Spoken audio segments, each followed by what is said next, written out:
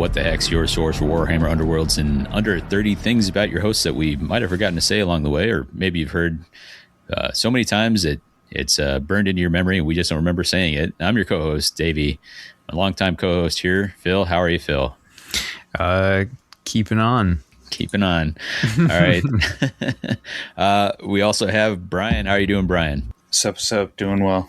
Skylar, how are you, Skylar? I feel like I need to say something Elvish here for the 200th. So how about that?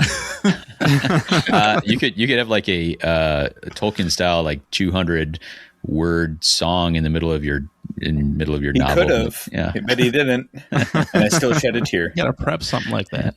Yeah. Well, and we just heard the voice of Zach there. Our hasn't been here for the whole 200. Been our newest host. But how are you doing, Zach? Doing good. It's been a great 20 or so. Yeah. We're going to get back to that in just a second. I have a few questions for you guys along the way. And we are taking this opportunity on the 200th episode. And for this, we're going to kind of get a little fuzzy with that because, as Skylar may be willing to point out, there are actually more than 200 episodes. Just the numbering got a little wonky somewhere along the way.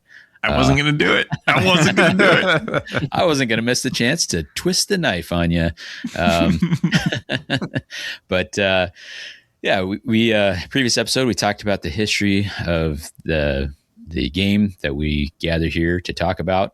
And so here we're going to take an opportunity to talk a lot of history of the podcast and the hosts that bring you that podcast. And all the more appropriate because we have never actually, as we mentioned at the end of the last episode, never really taken that opportunity to sort of introduce ourselves. We just kind of jump into that content. And so what better time than kind of at this end of the era. And with that, there's some kind of big news for us. This is going to be our last episode for the foreseeable future. We're going to talk a little bit more about that later. And that may be a surprise or may not. And it may be disappointing or may not. You may finally glad those guys are finally done with their nonsense. But really kind of wanted to go out with sort of a love letter to, this game and what engaged us with it. And we'll talk a little bit more about the why of that in a little bit. But any love letter about this podcast would have to start with the community. And for our final community shout out here, just really want to shout out this whole community out there. Whether we talk to you online, whether we traveled to see you, whether you traveled to see us, whether you created content that we enjoyed. There's all kinds of creators along the way who've done some and stopped or are still going, all that stuff. There's just been some incredible community experiences that we've got to be a part of. And so thank you as the listener and everyone else out there for being part of such an amazing community. I think I probably speak for all five of us when I say that. We really say we all. Thank you so much. Yeah. Yeah. All the positive feedback, all the heartfelt words of encouragement, all the times where people have let us know how much they enjoy what we're doing. It's really appreciated. And I'm sure we'll shout them out again, but big shout to all the patrons, everybody who's wanted to support us and gone as far as to say they're willing to contribute monetarily. There's no real benefit to you as a listener for doing that. And yet we have people who do it anyway. And can't really express how grateful we are that there are people who like what we did enough to want to do that. So thanks, guys.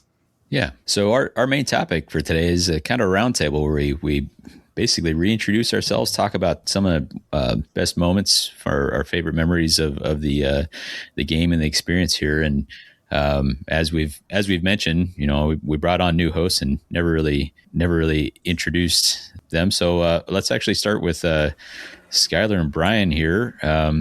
Aren't we going to start with you? Like, who the heck are you? Well, as the MC, it's a little weird to ask myself the question, but since you go, I you change your beard or mustache all the time. I'm not actually sure which one I'm dealing with. Oh, I got to keep the federales off my tail. It actually happened.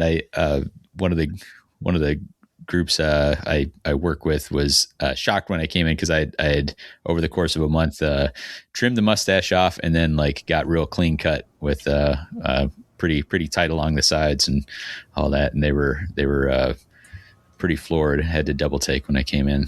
That's I do every Thursday you show up, but like it's I just look for Emmett. That's how I know Davey's there.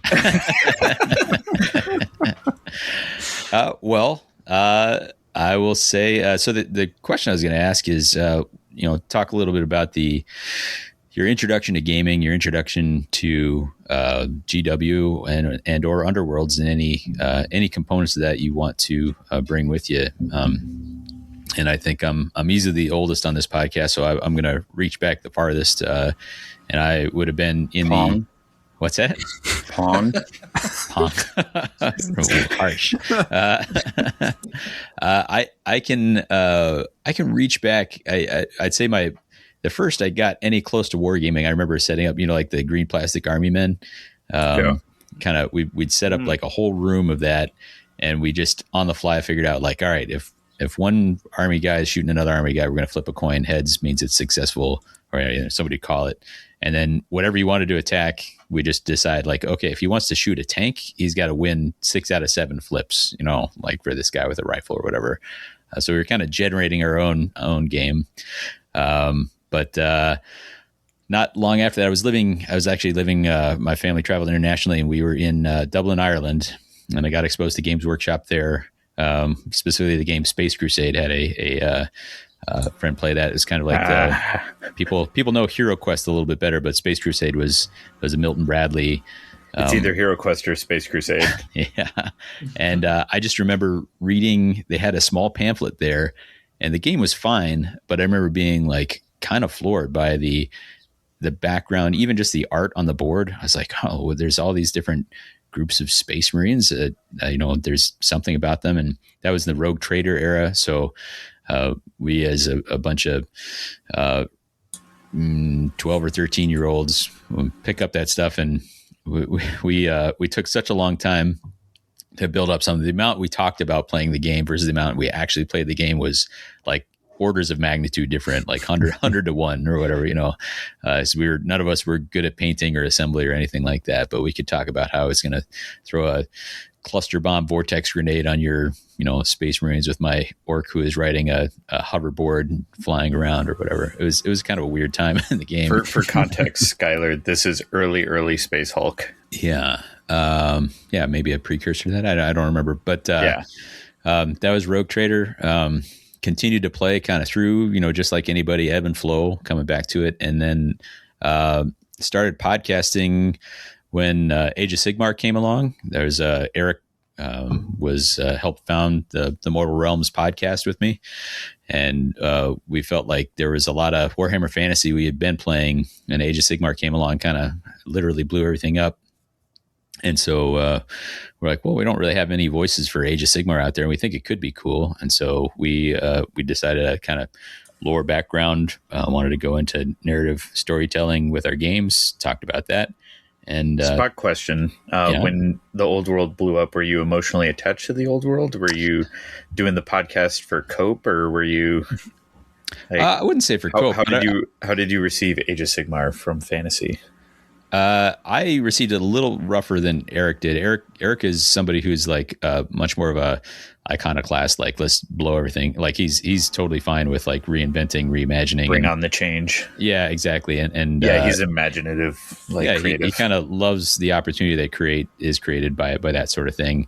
I was a lot more invested in the mechanics of the game, and early on, like it was hard for me to wrap my head around no points values and like how do we balance a game. And Eric would be confident, like, oh, it's totally fine, because I think it initially was like just do the number of models. I'm like, it doesn't make sense. I could have like 30 Noblars and you could have 30 Bloodthirsters. Like, what are we talking about here? Yeah, you could. It was ridiculous.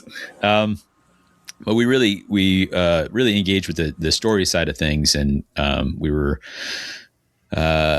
loved the space that it opened up by having such sort of nigh on infinite realms. So did that for years, several years before Underworlds came along. I'm going to be a little hazy on the exact timeline, but we went I think it was like a year after maybe a year launched. We went to Holy Havoc, and there was a Brad Schwant was there. He was very active in the fantasy, and then for a while in the Age of Sigmar area. And he had a set, and he said if you could play him and beat him, then he would give you some promos or something like that. So Eric and I brought. He was rocking his Sepulchral Guard, and I was rocking Reavers, and that was the era where I was like, sidestep, who cares about one space? Give me that fighter specific upgrade for Arnold where he scythings everyone around him. Like, I'm gonna hit so many skeletons with this. It's like OP. Who are you? Oh my god, I didn't know you had an Alex phase. Everybody has an Alex phase, whether they want to admit it or not. Oh, I certainly do. Yeah. And at the time, there was a podcast, the Claim the City podcast. I think was the only one doing any Underworlds content, and I really like what they're doing. They kind of slowed down, and I was like, I think I'm pretty fired up about this game, and I think I eventually reached out to Phil and said, hey, would you be interested in trying out a podcast? I don't know how far it'll go. I've got a cool idea though. We're going to keep it 30 minutes or less every episode, just like it takes for an actual game of Warhammer Underworlds. And yeah, that spiraled out of control just as much as the game did. Literally have never had a single episode under 30 minutes. So whoops. And very honestly, very few games of Underworlds under 30 minutes, but yeah, that's a pretty good segue into Phil, the other one who started this. Yeah. Tell us about it.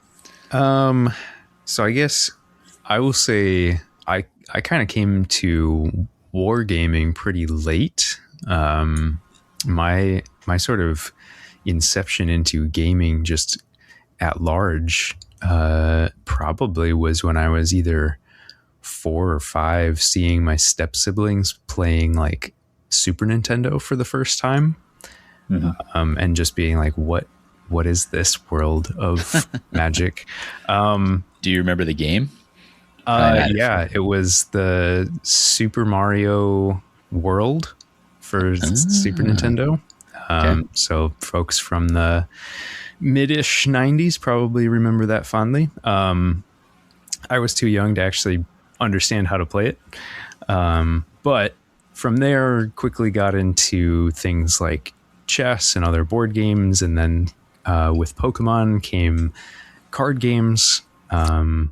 And it was around that same time that I first was introduced to Magic. So I had no idea what I was doing. I could not comprehend the rule set. For folks who don't know, Magic is sort of recommended for people 13 and up. I was trying to understand it as like a 7-year-old. So I was just like, Goblin gets turned sideways.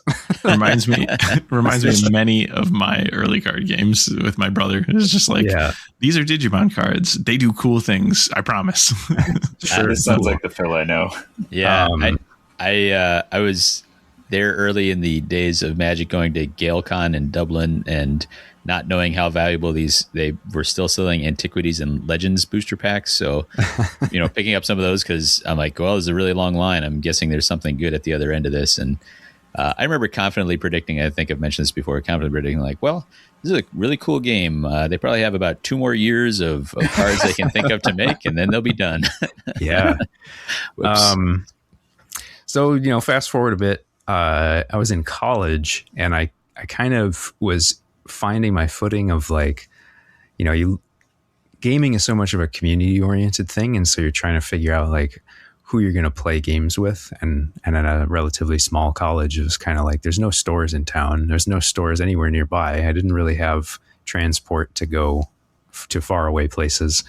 So it was just who else is doing gaming stuff? And I actually ended up being introduced to 40K through a study abroad that I did in Germany. One of the guys who I was on that trip with was a history major, diehard into Imperial Guard. And he would do all of his Imperial Guard as different eras of like actual history, and he used lots of proxies. But so he had a whole Boer War proxied, deep cut, just the Praetorian Guard, right? Yeah. Yes. Yeah. So in the South Africa sort of stuff. But so he would lean very hard in the narrative. So I started with Space Marines there, and very quickly, this I did not know about you. Navigated away into Warhammer Fantasy, which then almost immediately blew up because I started getting interested in fantasy in like 2014. Start of 2014, which lo and behold, there wasn't a lot of fantasy left at that period. 2014 was a rough time for 40K as well. Basically, that then transitioned into as we've mentioned a couple times now, these sort of weird intro to AOS, but having the sort of lifelong card gaming aspect of things, seeing that they had a miniatures game that sort of blended the two, it was like, oh, this is right up my alley. This is going to be really cool. And like, just was going to whatever random Facebook group meetups there were in Madison, and I was popping around to a couple different shops, and it was basically just you and me, Davey, almost every time. I don't think we really had anybody else for the majority of those. We had, so Aaron would still come and play sometimes with us back when he still played games. He did that? Yeah, a little bit. But yeah, as Davey was explaining, though, approached me about doing the podcast, which I had absolutely no idea about podcasting or any of that. And the rest is history, as they say. Yeah. I think that was back in the days where, because all the editing, all the other stuff we've ever done is just sort of self-taught, and very much certainly so. in the early days of Mortal Realms, like, because we were not sure, we were like on AWS, like Amazon Web Services, because that was the cheapest way we could do any hosting, but it meant we had to like hand code like the scripts or what, like, and I didn't know any, like I knew barely any programming, so it was a ton of labor every month to like save $8 or something. It's really stupid. But steadily used what lessons we learned. I think more professional folks would be appalled to see how the sausage is made even now, because it's that thing where like the process is inherited. All this self-taught stuff, some of which is probably extremely inefficient, but almost certainly, but it works for us. Yeah, exactly. How about we'll go with our next arrivals to the podcast here, Brian or Skylar. Why don't you jump in? I'll let you fight for it. Go for it, Skylar. And fight we did. They muted while they shivved each other relentlessly. I stiffed him earlier too. And he was like, that was early Space Hulk for you there, Skylar. Yeah. Complete dead air. I couldn't get to my unmute fast enough because I was looking up photos of it. I just thought you were like, yep, cool. I thought you were referencing the brutal shivving you gave at the end of episode 199, where you started reeling off four glory objectives. I'm still proud of that. Still hasn't recovered. So Brian and I arrived together because we're best friends. We've been so for a long time now. We met in 2010. No, 9. 10? That's when 10 was when we met, and then we really started being friends around 11. Yeah. So we had class together. As long as I've known Brian, I've known Warhammer exists as a result of that. But funny enough, a local to us, a good friend of mine, college friend of the both of us as well, named Mike, is actually who I get to credit for.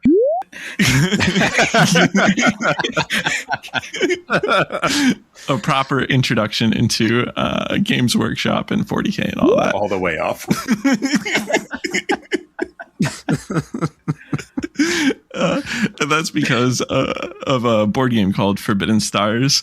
I've maybe brought it up on the cast before. It's actually one of my all-time favorite board games to date. It, like, at any given moment, it sits within like my top 5 or my top 10. I adore it. There's actually, weirdly, but like in a cool way, ongoing community around it still that have been developing like fan expansions for the game. And it was one of those IPs that got pulled from Fantasy Flight, and so there was a whole bunch of expansions planned for it. And yeah, it's a great game. Yeah. So eventually the NDA ran out on like the designer, and he was able to talk about the expansions that he planned for that game. And the community kind of ran with that in his notes. And I actually should be getting like it's a thing called Galaxy in Flames. If anybody wants to look it up, I should be getting that sometime before this year ends. If you look up like Galaxy in Flames, you're going to get so much other. Oh, sure. But I mean, Forbidden Stars, Galaxy in Flames, right? Sure. It's a game that is 4 factions against or like a space opera. It's Orcs, Eldar, I'm sorry, Space Marines, and you can tell how much I love it because I can remember it. Chaos Space Marines, and so yeah, right. My bad. It's an amazing game. What makes it so cool is there's a mechanic in that game where at the start of the round you have a phase where you have like a hidden hand of cards, but they're like poker chips. And they are the actions that you can perform during the game. And then you'll actually put them down in a sector of space that like you're eligible to reach. And that's face down. So your opponents at the table, this is such a cool thing that I really haven't seen much elsewhere. So your opponent will know like, okay, so he's doing something in that sector, but I don't know what that is. Is that like him trying to bait me? Is that him buying time? Is that actually him trying to advance into that sector? And then you go around the table and you put down half of what are available to you. There's like 4 or 5. I think it's 4 tokens, you know, in this 4 manner. Actions, 8 total. Yeah. Yep. Can you tell my dad brain is here with us today? But you can place tokens on top of each other. Right. And then it's resolved like the stack in Magic, right? So, but visibly, like you can see that like the last token there is going to be the first one to be resolved. But you can like also bait out like, I'm not going to resolve that for a while because I got Brian's actions buried under there. So I'm going to do all my other stuff first and make him do like his piddly actions or the ones he didn't want to do in specific order. You can mess up each other's order. Yeah, it's great. It's a great game. If you ever get the chance, check it out. It's totally out of print, so you'd have to find it at like a game library or something like that. But it's well worth the time. Super cool friend who's going to invite you over to play. Yeah. Absolutely. Hey, the invite's open. If you ever want to try this game out, please just knock on my Discord door, U4, and we'll make it happen. So that was my introduction to Warhammer, again, through Mike. And then sometime thereafter, Brian was like, maybe I should demo this game that I love called 40K. Oh, Mike told me about that. We sat down. And I got my first 40K demo. So that's kind of my first experiences with like Games Workshop, Warhammer, you know. Let's see if you successfully gave Brian an aneurysm before he can do his introduction. I'll still operate better than his dad brain. Yeah, he does all the time. Brian, I think it's your turn. Unless you want me to. I don't know if you're operating better than dad brain. You're not picking up these segues that are getting laid. He didn't go to like his first Underworlds experience, but that is thankfully because of me. So yeah, I got in touch with first experience with gaming was like old school like Warcraft 1 like not World of Warcraft. But then like all these, if you know what Humongous Entertainment is, that, and but then 40K or wargaming was because when I was growing up and going through school, I would get grounded from playing video games. So then I was just like, all right, fine, I'll pivot. And then went to Legos and then military modelers, and they all collected dust. And then my friend who has recently gotten back into 40K was like, hey, there's a game where we can play with our tanks. And I was like, dope. And I bought a box of Noise Marines, old school, from like Pegasus Games. And then it's just been a deep rabbit hole ever since, because I was grounded a lot. And yeah, just been playing 40K since like 2008. And yeah, went off to college, met this bozo who keeps shivving me. And then I knew that 40K was going to bounce off him because the rules were so dense. They were practically a college course back then. And then eventually, la-di-da, they had this game, Underworld, which I had bounced off. And then he's just like, hey, there's some amazingly sexy, pretty wood elves in this box called Beastgrave. What the heck is this? I was like, oh, yeah, it's this hex-based game. It doesn't have a tape measure, so you might enjoy it. And we picked it up, and we quickly started looking for – we were playing it, and then we quickly started looking for – podcast to, you know, figure out better ways to play it, because we were kind of bashing against my bad conceptions of how the game should be played.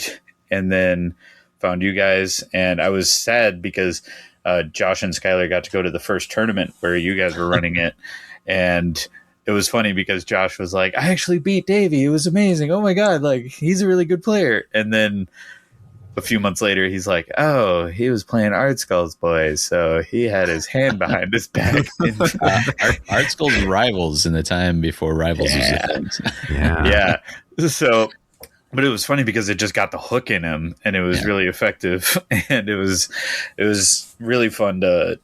We just found out that like one of the big podcasts for Underworlds was right here locally in Madison, and Madison is really luckily spoiled for choice for nerddom, and so it's just been a wild ride ever since the low of the pandemic and the highs of suddenly getting asked to go, well, first off, carpe diem, go travel to compete in tournaments, and then a whole bunch of wildness after that. So yeah. And Brian's always been, you know, the 40K one, like Wargamer. I've always been the board gamer. I think I kind of skipped that beat, but you could pick it up from my love for Forbidden Stars there. Really, I didn't gather that. but this wasn't even our first Age of Sigmar card game. I think we brought it up on the cast before. True. Yeah. But the two of us found Warhammer Champions, Pretty great game, Age of Sigmar actually. Champions. Yeah. Before we got to bring that to next Thursday. that had a very short lifespan. It came out with like 2 card sets, so short. Like 3 tops, but I think the third one was digital only. That was your first Adepticon experience when you went and you got a medal for that. You won that. It was. Oh, Absolutely. nice. All right. I attended the pre-release for the second set, and the like poster child for the second set was another elf. It was Sylvaneth elf, and it was kind of my first introduction to Sylvaneth, and actually a lot of like the art for AOS, and seeing all these different types of elves for the first time around, and kind of fallen in love with them all, as well as the orcs. I had an orc deck and an elf deck. In fact, it was 20 years. It was a Idonet deck. So I remember like being like, when Elethane Soul Raid came out, I was like, this is the from the Age of Sigmar's Champions, Brian. He's like, okay, calm down, Skylar. It's from much more than that. Amazing. Well, Zach, that leaves our final arrival to the podcast. Why don't you give us a rundown of your introduction to gaming, GW, and Underworlds? Yeah, for sure. And I'm the youngest one here, and I hope I don't make anybody feel old. But my that's my secret, Zach. I always feel old. my introduction to gaming, as a kid, my dad would teach me Avalon Hill games. So I'm trying to remember some of the names. We had like Alexander the Great, Nice. things from his childhood that he would some real light lifting stuff, light reading, huh? Yeah, right. Some of those are kind of crazy. But so on through that, just as I was growing up playing some of those, drop out a little bit for more like video game type stuff as I get into like middle and high school. Finally find a board game club in high school in 2015. And kind of just started my passion with board games there. Go to college, find another board game group there, and eventually I end up buying into Star Wars Legion, which I'm trying to remember when that came out, 2018, I think, 2019. So I started doing that a little bit. Don't find anybody to play with, but it's Star Wars, so I'm painting models and feeling pretty happy till I go online and see everybody else painting better than me. But that's the way it goes. Then COVID hits, kind of stopped playing stuff a little bit, just nobody to play with, as kind of everybody was going through. Come out of COVID, and I start playing Song of Ice and Fire, which is the Game of Thrones miniatures game, kind of similar to Warhammer Fantasy in terms of like mechanics and trays and stuff. So I'm at Noble Knight every week or every other week, and we're kind of all of us playing that are kind of peeking over at the Underworlds group over there, and I wonder, they seem to be having a lot of fun. What if we go try that one week? And so then my buddy Wellner, who's been on here, fell off his bike with his models in hand and had to re-glue everything. And so he's like, I'm going to go try that Underworlds thing for a bit to give me some time to re-glue everything together. And after that, he's like, dude, you got to try this. So gave me my first game, and been hooked on here ever since. As far as like introduction to GW, I actually played the Total War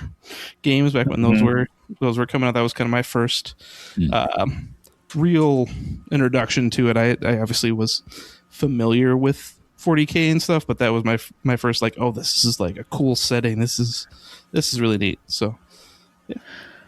I like that we got the Wellner origin story in there too. And I will say you mentioned like, I hope I don't make anyone feel old, and I'm like, there's nothing you can say make me feel old. And then cut to 60 seconds later, I was in high school in 2015. Like, oh, no. When he said I'm going to make people feel old, I was like, just don't say a number after Halo.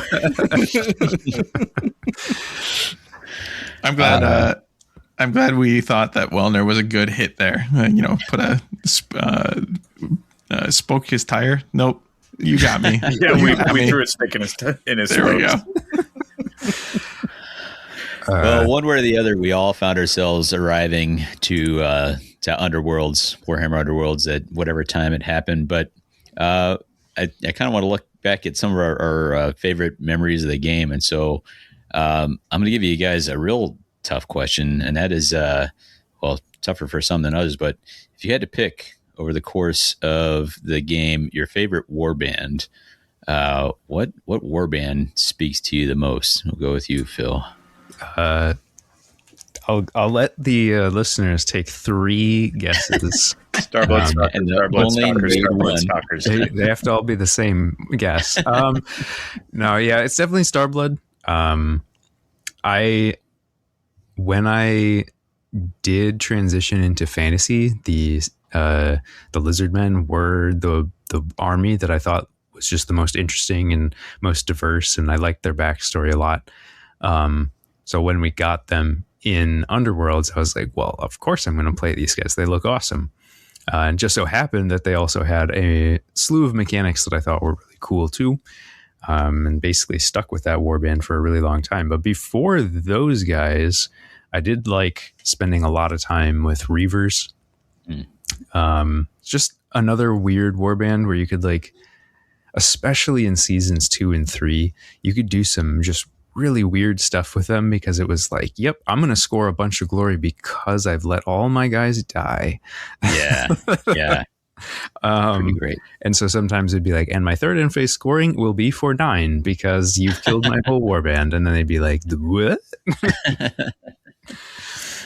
Yeah. Good choices. What about you, Skylar? Oh man, I think I'm one of the ones that struggle the most with this because I've played so many elves that I've adored. I feel if I was forced to pick one favorite, it has to be Skace Wild Hunt.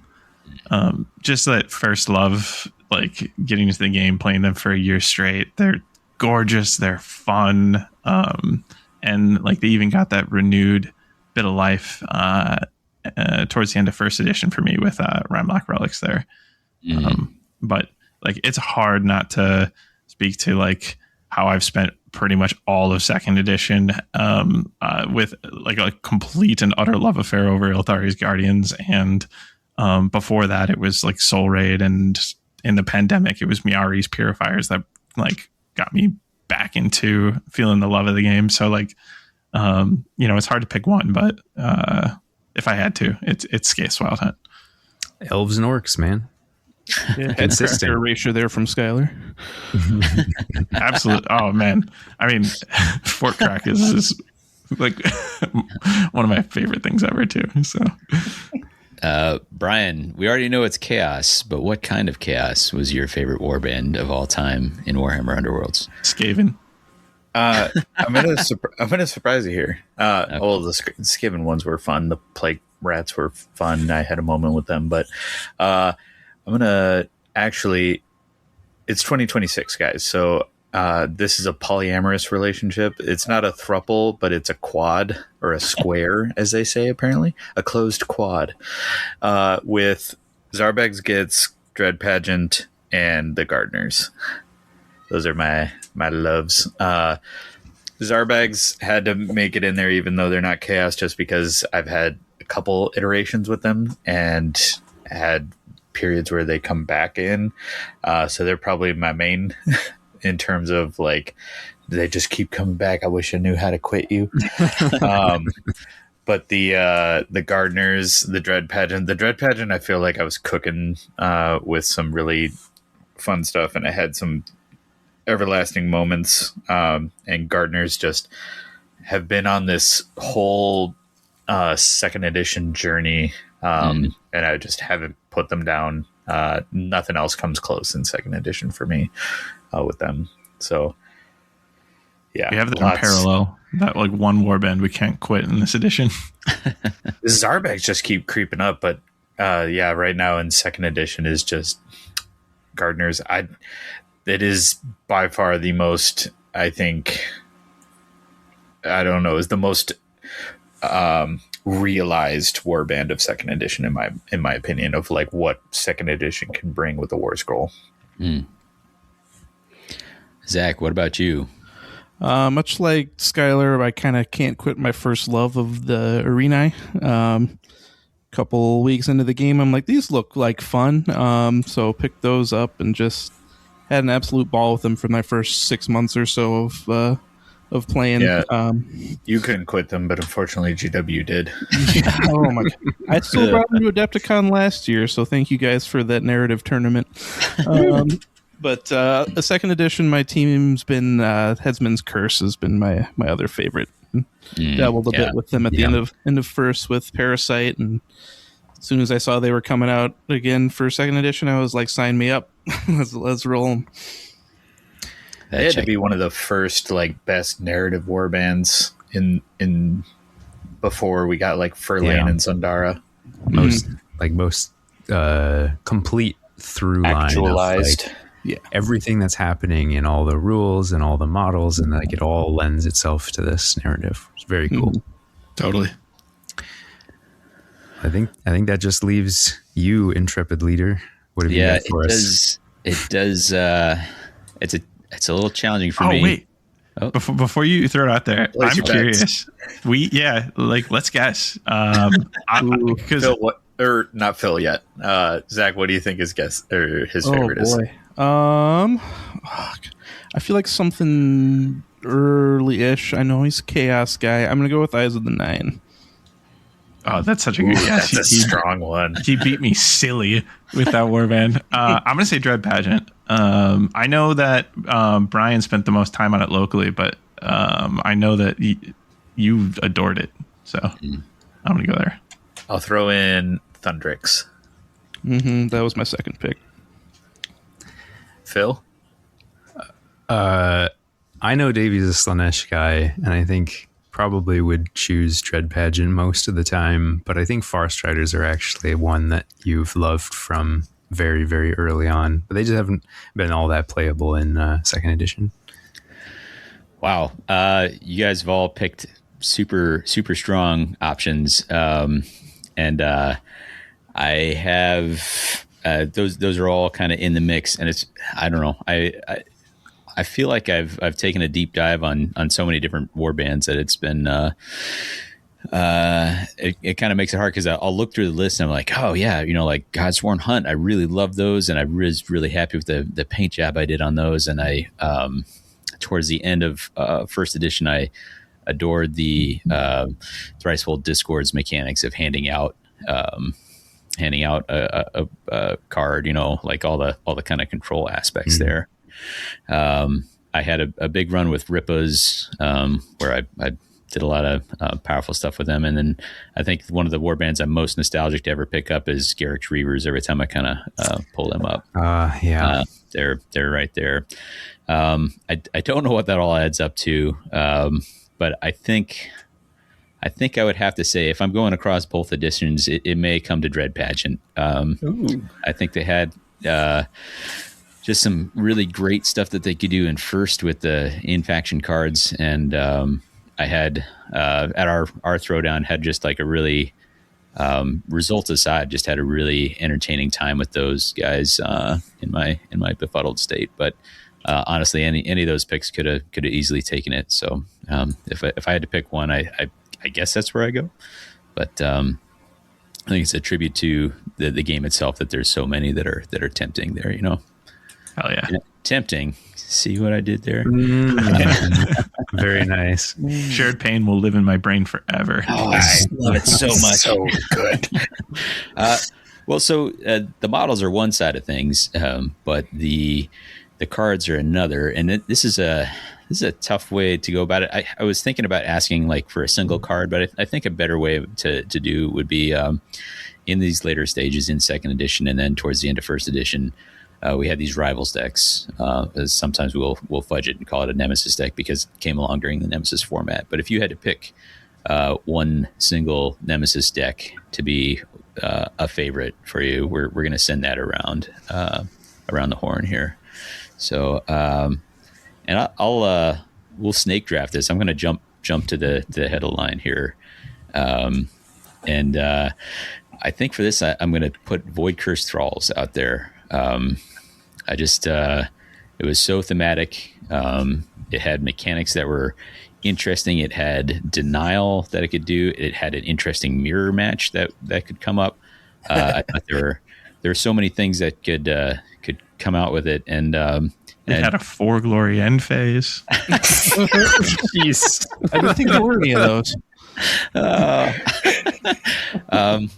And to the extent that I did paint up my drums, I painted them up as if they were in the process of becoming void cursed. So I just really appreciated that. And I think that kind of came along. That was active during, the prime time for the Nemesis format. But Phil, Absolutely. if you had to pick one, what might you go with?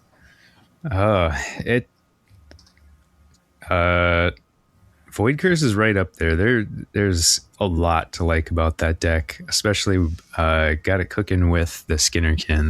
That was some fun times at the end of first edition. Tasty. Yeah, very much so.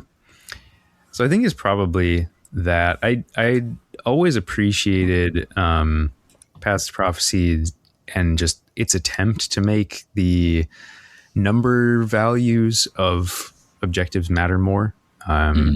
There's always something that just felt like it never quite executed. And still, I guess, still feels a little bit like it doesn't quite execute. Sure. And so really appreciate that, but the deck largely didn't work super well. So would be hard to say that was my favorite. But I did appreciate it nonetheless. Zach, how about you? What do you got? I'm going to put another vote towards Void Curse Thralls. Similarly, I had a great time with Skinnerkin playing that right at the end there. Good time building Velmorn with it, building Arena with it. Just fantastic deck. But to throw a different one in, another first love, Breakneck Slaughter, I actually really enjoyed. I liked it taught me how to position in this game, because I had to not only think about where I wanted to end my charge, but where did my opponent want me to end up. So just teaching me where to think about where I didn't want to be at the end of things. I think just having to work through that, I really enjoyed. Oh, that's rad. Skylar, what about you? Yeah, I think it's going to be. So last time, like at the end of our first edition, we did a look back, and I said Malevolent Masks, and I mean that's top 3, if not number 1. But I think the deck that I spent the most time with was easily Fearsome Fortress, and so like Malevolent Masks has this like beautiful narrative throughput. I love the art. I love the masks. Like in every way, like that deck was like a blast. But Fearsome Fortress has to take it. If I have to pick one, it's got to be Fearsome Fortress. Redeploy in that deck was like one of my favorite cards of all time. Very fun. Being able to push a fighter 4 hexes, but having to be mindful that like you're ending that push on a future token. Starting it and ending it on a future token. It had my favorite objective in the game, like that I'm confident on, which was help my brain out right now, but it's your Conquer the Realm.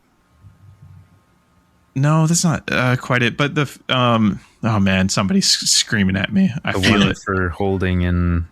Yeah, holding in fortress territory. It's Conquer Domain. Yeah, that's my favorite objective in all of Underworlds, because like just the amount of ridiculous like goals you can build for yourself to try to score more points with it is so much fun. Not to mention that. Oh, go ahead.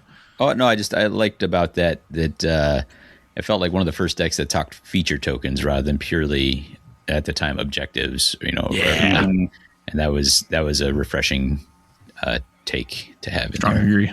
Yeah. It also had Walking Wall in it, which is like the first time I think we saw from this Rivals concept where it's like, okay, we're going to create a new type of goal for you in the objective deck, and then we're going to give you an upgrade that supports that. And that was so much fun. Like again, like redeploy, you could have Walking Wall on somebody, and all of a sudden it unlocks like crazy plays with redeploy. So yeah. Oh boy. Oh yeah. Brian, I think that just leaves you. You got a favorite Rivals?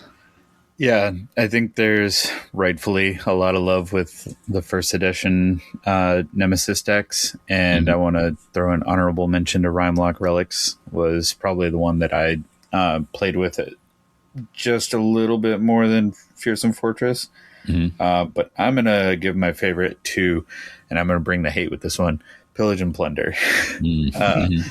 I have probably stuck with that one the longest with my Gardeners, but Emberstone is right up there. That combination has just been probably my favorite mechanical skill expression with Gardeners. I just bar none in my wheelhouse. Yeah. You recently had a like apprentice, if you will, like an understudy, like come up with this I did, combo actually. too, didn't you? Yeah. It was it's a French name, so I'm going to probably mispronounce it, but it's Benu reached out to me and was like, teach me your ways. And I was just like, do you want like gardeners or do you want gardeners, Emberstone Pillage? He's like, Emberstone Pillage gardeners, your gardeners. I was like, oh. And I was, he was very humble, very, hey, when you have time. And I'm like, no, absolutely. And, luckily we had recently done the gardeners episode where I spilled all. And I am happy to say for him that he went and performed in a French event and took the ticket at that event. So he will be going to Barcelona with the gardeners, awesome. He said. So awesome. Amazing. I was very pleased, and proud and happy for him. So good luck out there, man. Nice. So we talked cards, we talked war bands. If we talk the events that we went to, Brian's talking about, somebody punching their ticket for Worlds. Do you have a favorite thing in an event that happened, or if it doesn't have to be the event itself, it could be an occurrence or a game at an event, or favorite memory from traveling for the game, or having people travel this way. Phil, you have anything you'd want to share on that front? Yeah, I think so I guess I'll say two, because I very much remember the first time we went to Adepticon, because I had never really gone to a large gaming convention before, didn't know what to expect, and ended up having an awesome time, even though we didn't stay very long and didn't really do much. I couldn't have told you that it was a big convention, because we were like, it was exactly the size of the Underworlds event. That's right. Yeah, we did have a very large tournament. That was definitely the largest Underworlds tournament we've ever played in, and probably ever will again. It was 93 something players? Like that. I don't know. Something like that. It was a lot. Yeah. It was a long day. And lots of different strategies. It's funny that I got bounced out of that tournament at the end. Magor's lost to Eyes of the Nine. Memorable moment. I was so stunned by the fact that couldn't get over Eyes of the Nine at the end. Audacity. But I think just more generally there was God, I'm not going to be able to remember what year it was, but we had an Adepticon where everybody from the Mortal Realms was there. We all were there, and we all played Blood on the Clock Tower, I think, for the first time as like a that was podcast probably group. 2023. And I think that was also the year we were running our championship event. So it was sort of the first time we ran an event, which was kind of humbling and gratifying that people wanted to come and play stuff that we were running. So yeah, I think those are the two. There's plenty of other moments, but those two stood out. How about you, Zach? Like both of you, or first Adepticon, felt real good to be able to come to that so soon after starting, and just feeling the community so early in my Underworld's life was really good. I also want to shout out last year our Q2 going to Thirsty Goat and the karaoke going on next door. But I think number one's probably going up to Calgary with Brian and Skylar, and just the trip to get up there, and Skylar getting maple boarded, and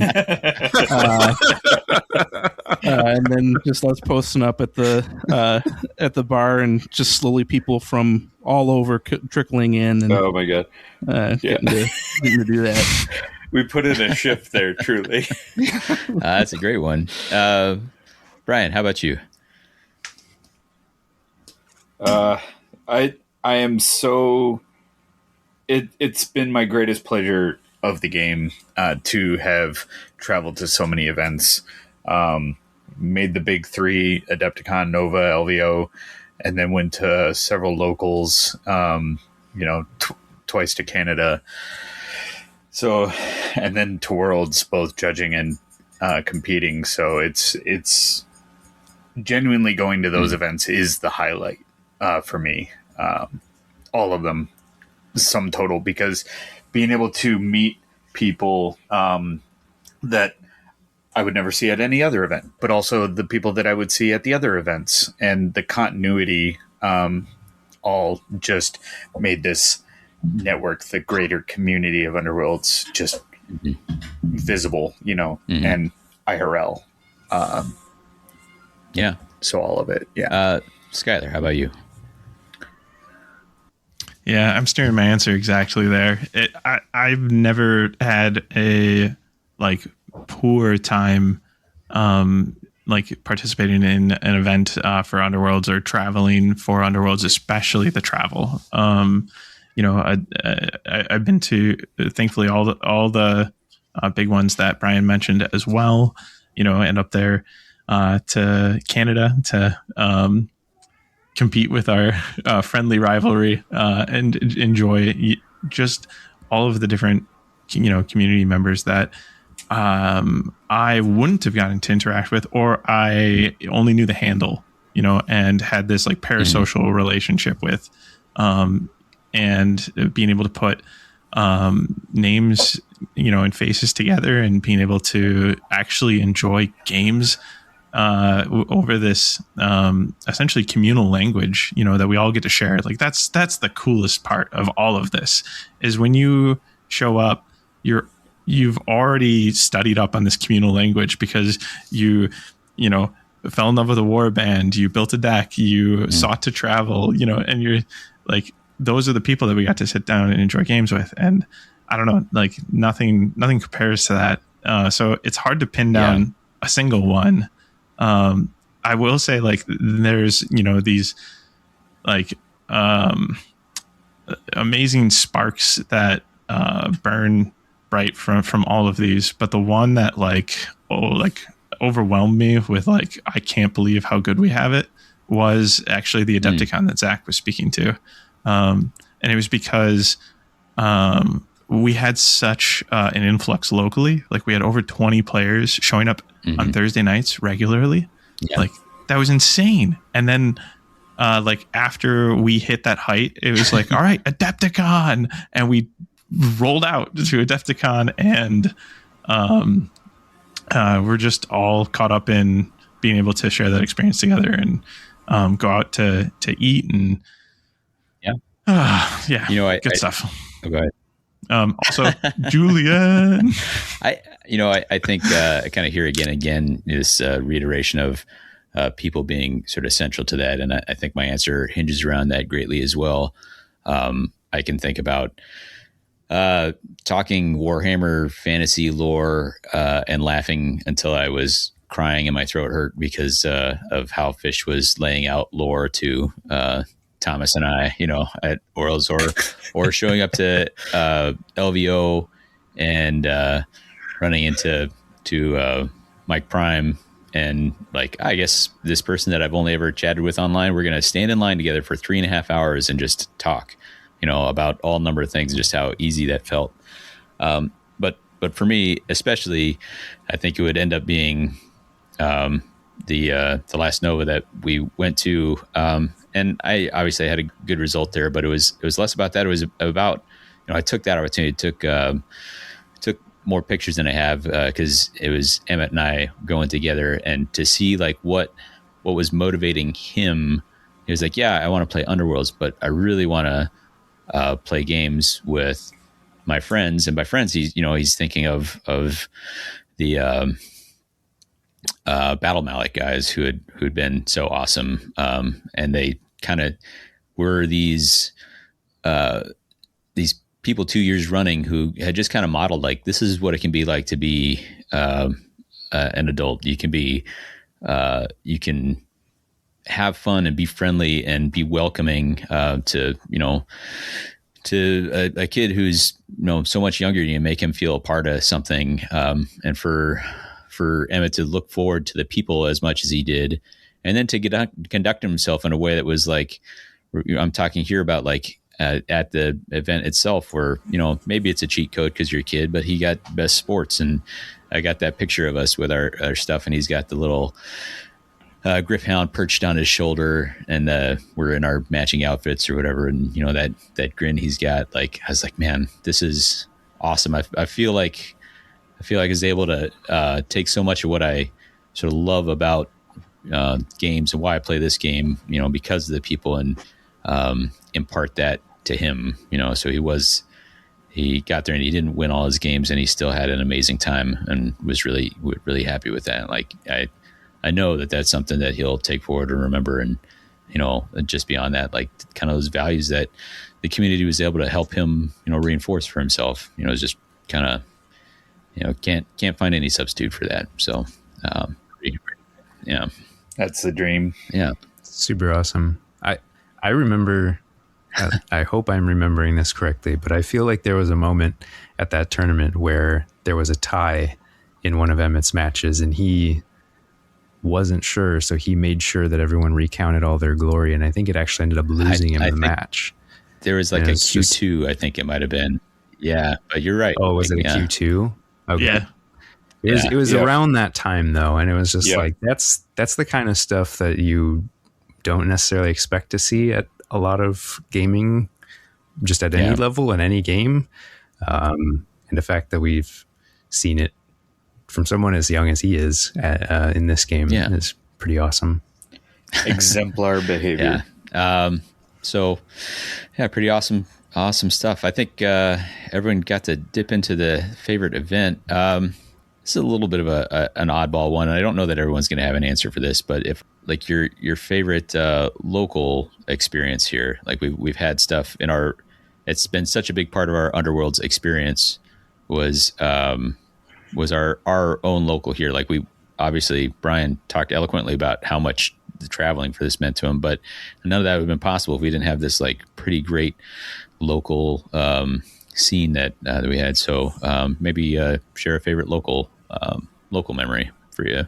And I can kick this one off. For me, it was kind of the moment we've talked about it so many times, but the moment where I was like, hey, these new guys who came in and who are learning and getting better, like they don't take it so seriously that they get upset when they lose. So I'm thinking of when I was on that stint of busting out Eyes of the Nine with the objective destruction and all that sort of thing. And if I would pull a win off with that, instead of like rage quitting or getting upset, you guys would be like just amazed. And I, both really good for this. Brian, especially, for he kind of shake his head. I love that for you, or, whatever the case may be. And I remember just being like, this is cool. And like this, we found some good folks to add to the community here. And that was kind of right at the stage where our numbers were really starting to take off.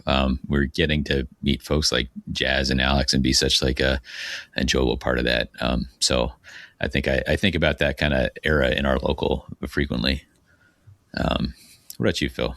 I think I remember sort of most fondly as we were building up the community and we got sort of Vint bought in to helping us build a community, and just how much enthusiasm he had to just be like, let's just make this game more. And so even though we had like the tiniest play space in existence at the Fitchburg it was a GW store with 2 tables, and the third table was covered with the like actual store checkout counter. Yeah. But like we made it work, and he was just like so willing to help with OP kits and trying to just like get people interested in the game. Like it was really cool to have somebody who was sort of on our side to help with all that. And then as to the point that Skylar made of starting to like outgrow the space, and then to have zero animosity from anybody to be like, yeah, we're going to have to move. And and like just figuring out where we can do that. And because, sometimes I feel like gaming can kind of become almost tribal, where it's like, well, this is my store, this is where I play, I don't want to change. And instead people are more like, well, yeah, for the betterment of the community, we need more space, so we're going to go find somewhere where we can do that.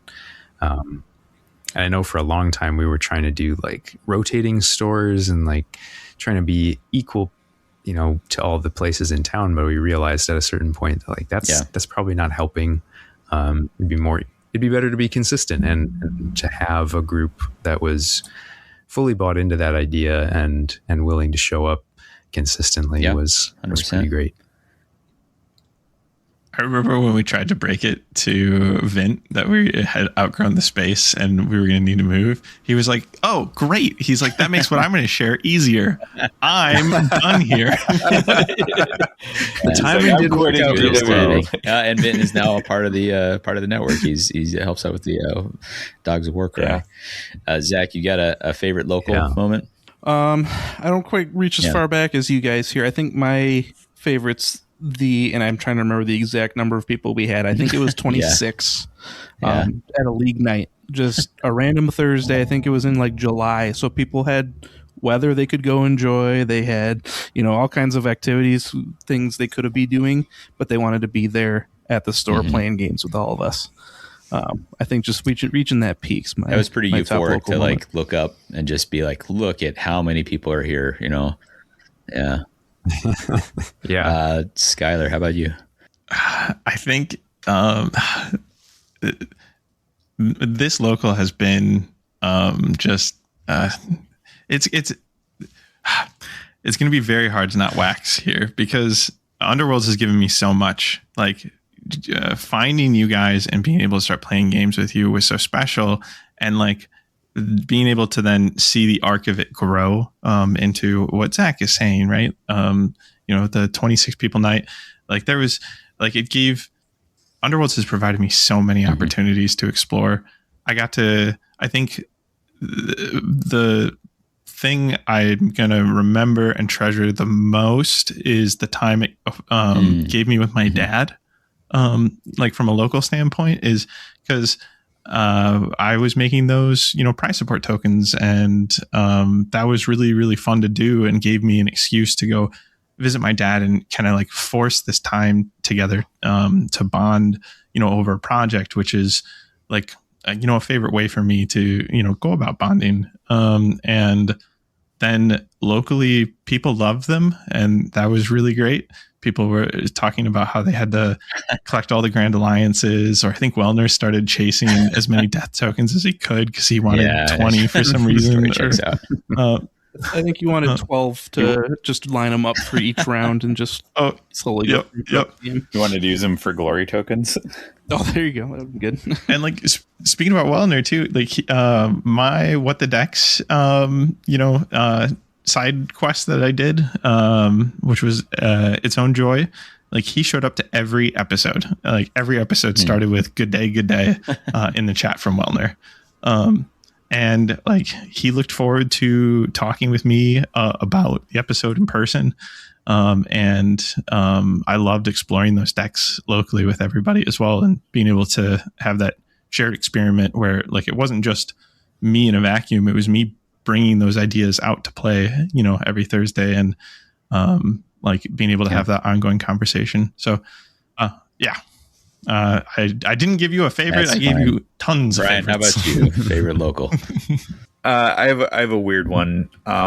But my favorite local thing was when new players would just spontaneously come up, but it like, and not all of them stuck, but they would come up and they'd just be like, "Yeah, you guys just look like you're having such a great time." And it's like, that was the draw. And it was like, I love that. But the weird one is going to be that I've been trying to run like some 40K events, getting ready for 11th edition 40K dropping next month. So I ran a tournament a few weeks ago, and handling prize support, I was like, okay, so what is the 40K community used to? This is where I would want to allocate it. Like first, second, and third get no money prize support, because the trophy's the goal. I want to give the bulk of the money to best sport, And like it was a fundraising event. There wasn't a whole lot. It was just the money that was donated by Noble Knight, our local game store. And so I was like, the bulk of the money I want to give to best sport. That's what I want to encourage. And then best paint, and then best grit, which is like our the wooden spoon type of word, but I have different ideas for that anyways. But basically I then got a bunch of pushback where they're like, well, the money should go to the winners. It helps offset the cost and all this. And I was like, pause. This is my naive or bias or whatever, but like I coming from Underworlds where the community growth is central to all of this.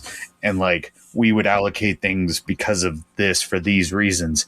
And one of the things that they had said is like, one of the stores ran by the store owner would give $10 out basically in store credit for each game win. So if you're playing a 3-round tournament of 40K, like you could earn up to 30 and basically offset your entire entry fee.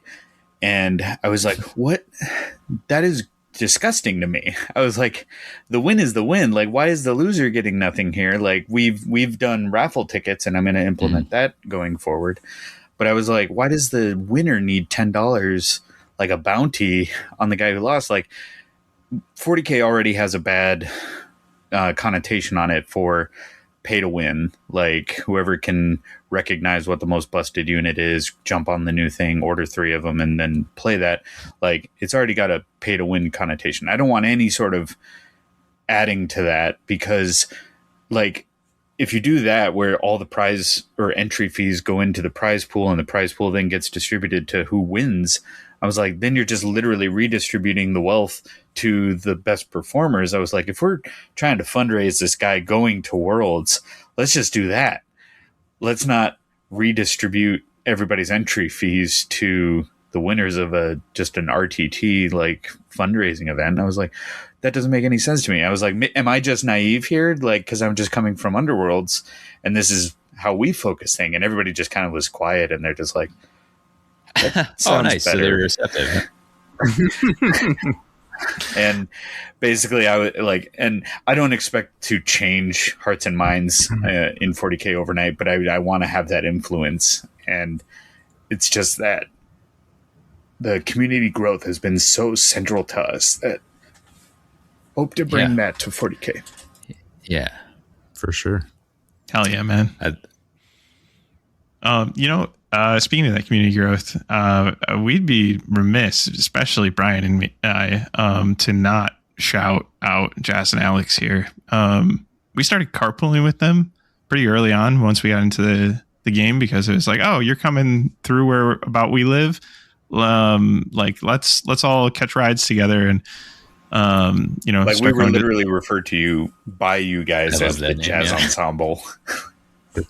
Yeah, and like they've carpooled into our lives, if you will. Like we, Brian and my wives adore jazz, and like the 6 of us like hang out all the time. So like that's so cool. Like, my kids are gonna know them as Uncle Alex and Aunt Jazz. So same, I met them through this game, and frankly, Zach became like that fast of friend as well. I can't understate that. We've scheduled like parental group hangouts because we're all like in the same boat of having kids around the same age, and just that bond would never have happened. Probably. Can't overstate that, understate that. Zach, you're awesome. So right back at you. Yeah. And, Phil and Davey, you two have such established lives. You've got your families that you spend a lot of time with. So we're kind of, starting out on that journey, for what that looks like for each of us, over here. So we don't get to, hang out quite as much outside of Underworlds. I hope that the end of the podcast does not mean that, that we stop hanging out. Nope, cutting off all contacts. Get out of here. We apparently need to put We apparently need to put a Forbidden Stars night on the calendar.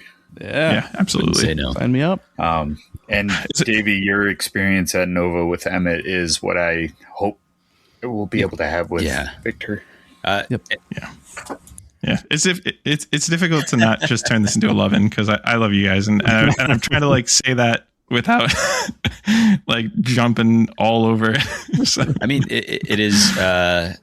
We kind of look at the arc of it where it started out as just, you know, Phil and I were like, yeah, I guess we can probably do a podcast about this game that's kind of neat, and not too many people were doing it at the time. We didn't know, but I think it was Battle for Salvation Warhammer Underworlds podcast was just getting off the ground, and not too long after we fired up, I think Path to Glory was starting to go as well.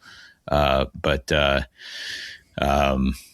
looking at where that was, I couldn't have predicted that I'd be going to, you know, Jazz and Alex's wedding dressed up like Ren Fair, you know, with my whole family, you know, like my wife and kids going to that because I met such awesome people.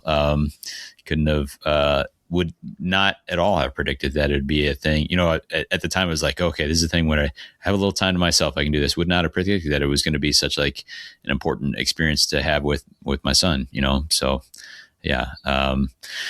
Pretty grateful for what all it ended up providing. So,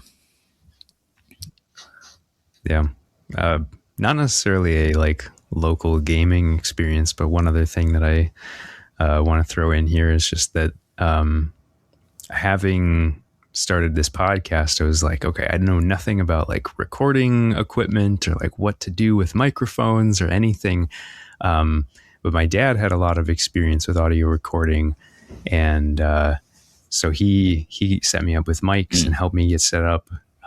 Sort of gave me a few pointers, taught me a few things before we really got too far underway. I think our first couple episodes, I was just using the old headset mic and wasn't really happy with it. And for folks who don't know, I lost my dad back in 2022. And so it's sort of been this continued thing of like, I'm still using his mics, and kind of just grateful to have that memory of being able to learn from him. So it's been really cool to have this experience and just have a new outlet. Thing that I never expected to be doing. Podcasting was never something that I would have probably picked for myself necessarily. And it's been cool to learn how to, you know, do some of the editing stuff and learn a little bit more about audio stuff. And, it is, you know, you talk about that. I had listened to, you know, plenty of podcasts when I was playing a lot of Warhammer Fantasy and such. And you have those thoughts along the way. It's like, come on, you guys, you can't remember, you know, that thing, or you messed that thing up. Like, I could do that better. And like, once I went to do it, I was like, man, I don't remember what I said last episode. I totally get it now. Like, it's a real humbling experience. And I appreciate the grace that our listeners have extended to us when we do kind of trip over ourselves when it happens and such. But, you know, I think we talked a lot about how much this game has meant to us, and it's been important, been a big part of what we've done. Like you said, you know, didn't picture being a podcaster. I didn't picture being a podcaster for as long as I've been, but it's been a lot of funny stuff. There was one thing, and I'll see if I can get it put together, maybe put it after the credits, but Battle for Salvation, right before they went under, they had their undies, which was their annual Underworlds awards. We were going to be the presenters for the Best Dangle Bro Award was assigned out to us. So I wrote a whole script for that. I'll see if I can get that put together and included here. But in honor of that, wanted to send one around for just for fun. Most useless fighter in Underworlds. We'll hit some quick hit things here, but if you were to pick a most useless fighter in Underworlds, Skylar, would you have one you'd be able to pick? Oh, this is so tough. All right, I got one. Go for it. Lihan or Ligane. Oh, you monster! Didn't do that. That's funny. So hurtful. Lie, though. Where's the lie? Dirty. Where's the lie?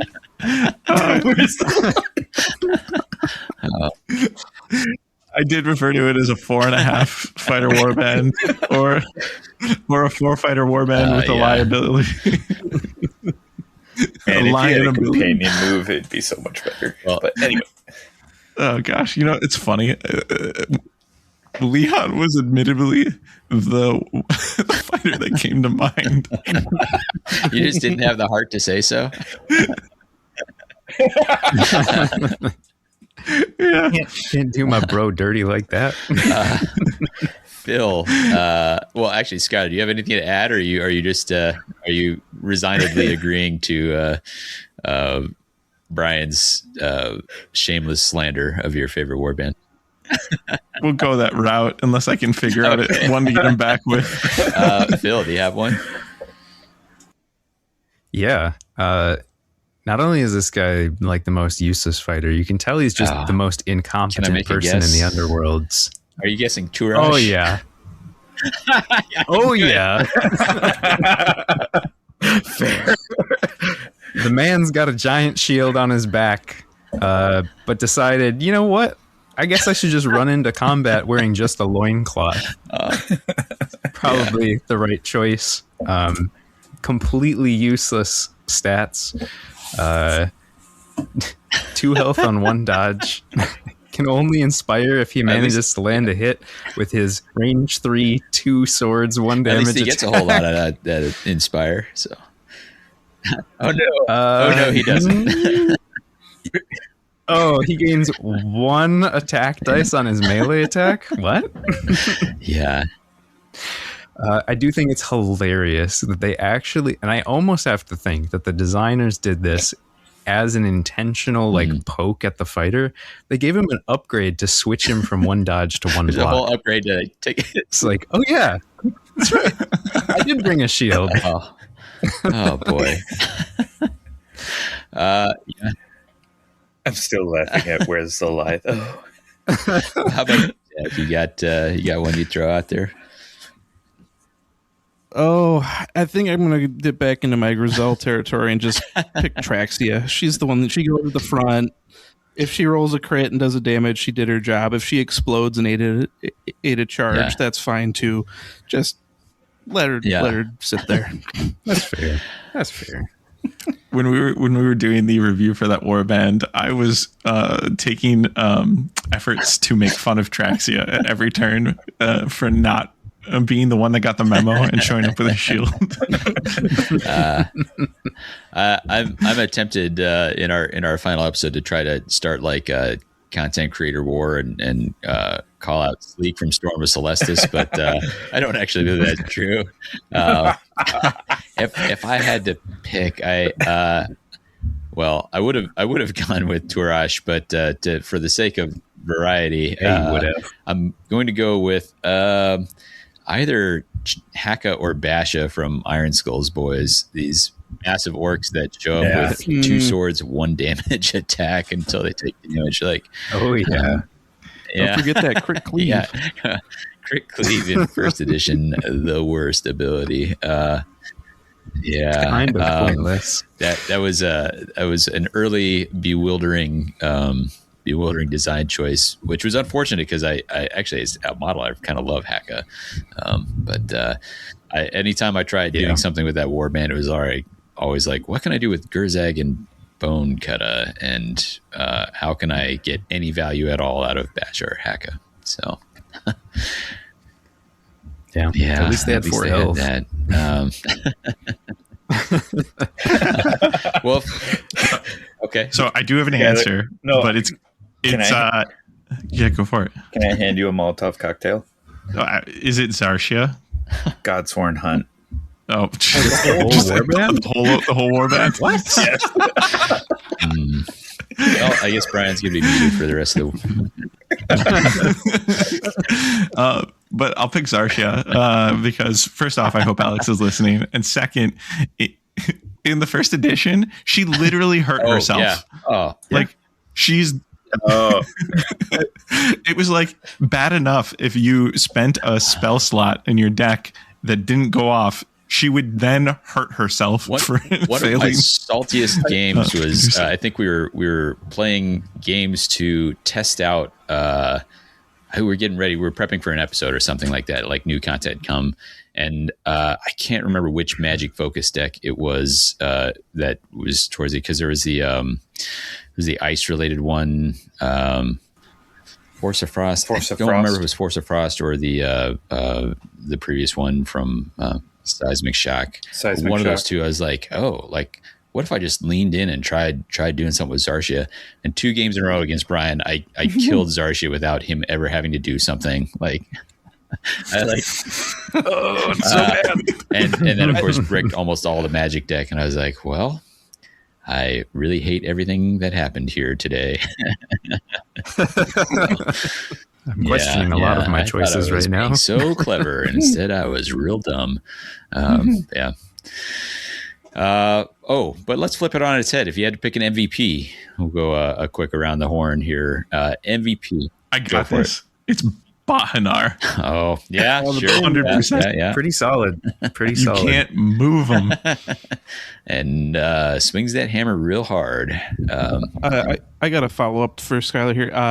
I may not be able to push him, but I can certainly kill him in one swing. I'm going to go with the Wielder of the Blade. Oh, yeah. Wielder's pretty good. I don't know. I could pick anybody else. The only guy, 2nd edition, that does 4 damage base. I can one-shot any Stormcast. Yeah. That's pretty solid. Real good. I'll go with his counter, Glizette. First edition Glizette, to be clear. First edition. Yes. Be very clear. Yes. Oh my gosh. The proposition you'd always hand everyone. It's like, all right, here's a Glizette in your face. If you spend actions on her, good luck. Yep. Oh boy. Phil, what do you got? There's a lot of really good ones. I mean, for just single most effective fighter, it maybe was Kanan in 1st edition. If we count the Bone Tithe inclusions, which I think we should because it's on his fighter card. Yeah. I love it. Brian, did we get one out of you? Yeah, Glizette. Oh, yeah, right. My bad. Just as usual, I tried to shut that out from the number of times and I will go not a warband that I played some, not as much as others, but this is the 1st edition of this fighter, 1st edition Spinefin. I'll be taking no questions. So, hey, fair enough. No questions asked there. Dirty poison fish. Yeah, so many cool tricks. Let's get one more quick hit in here before we start to wrap up here. Let's talk about so we are not going to be doing episodes anymore. We're going to talk about it a little bit more, but it's not like we're never going to play Underworlds again, but we will be doing some other things. So how about a favorite outside Underworlds, a favorite game or other activity or something that you're going to be doing or that you are already doing? Skylar, I think you're the one who put the heart by this one, so I might throw it to you first. All right. I was. So it's just general board gaming over here. So what I'll do is, some favorites that I adore and will never leave my shelf and I'll always be down to play include Nemesis. I think we've talked about that one on the cast before. It's this amazing space elk comparison where you wake up from cryo on a ship. And you don't know what happened to the ship, but you know things are wrong. There's a body in the room. You don't know why. And then eventually you find aliens. And like the game even... Mark.